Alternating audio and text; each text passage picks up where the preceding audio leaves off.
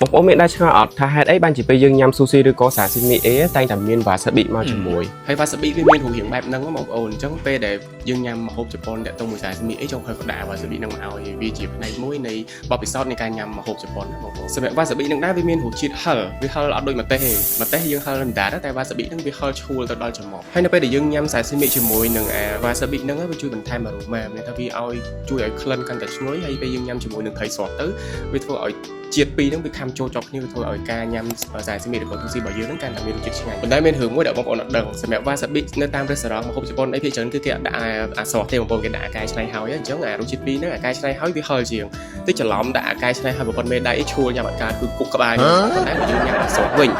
ជាទូទៅអាស្រស់នេះខ្ញុំឃើញនៅហាងថ្លៃដែលគេអូម៉ាកាសេម្នាក់2 3 400ដុល្លារអញ្ចឹងមកគេដាក់អាស្រស់ហ្នឹងដោយសារវាអាស្រស់ហ្នឹងវាមានតម្លៃថ្លៃប៉ុន្តែសម្រាប់ខ្ញុំអាស្រស់ហ្នឹងអត់សូវឆ្ងាញ់ទេបងប្អូនខ្ញុំធ្លាប់ញ៉ាំវាសាបវាមានជាតិហឹរតិចវាយើងចង់ហឹរជាងហ្នឹងតើយើងញ៉ាំអាវ៉ាសាប៊ីដែលគេកែច្នៃហើយហ្នឹងមិនហឹរឆ្ងាញ់នេះសម្រាប់ខ្ញុំអញ្ចឹងបងប្អូនលើកក្រោយពេលញ៉ាំសាស៊ីមីឬក៏ស៊ូស៊ីអីកុំច្រឡំដាក់វ៉ាសាប៊ីធំមកប៉ុនមេដៃអីច្រឡំហើយញ៉ាំអាការគឺគូក្បាលហ្មងអញ្ចឹងលើកក្រោយដាក់តិចបានដែរ